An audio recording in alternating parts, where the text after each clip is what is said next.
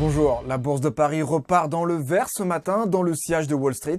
Les investisseurs ont été rassurés par la publication du PIB chinois au-dessus du consensus.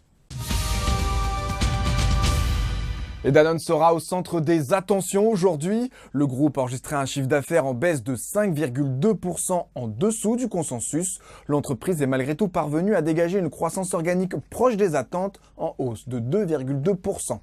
Et BioAlliance Pharma a dévoilé ce matin un projet de fusion avec le danois TopoTarget.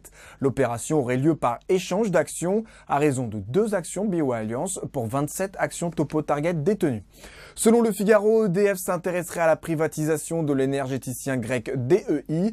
L'État grec veut en effet céder l'entreprise pour 2 milliards d'euros. Et les valeurs technologiques devraient faire l'actualité également. Intel a annoncé hier soir des résultats en baisse au premier trimestre, en raison notamment de la poursuite du recul du marché mondial du PC. Et Technip a remporté hier avec son partenaire Irima un contrat de 3,5 milliards de dollars auprès de la filiale angolaise de Total.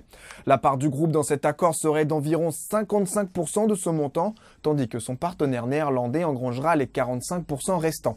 Le projet porte sur l'ingénierie, la fourniture des équipements, la construction et l'installation du gigantesque projet Kaombo de Total.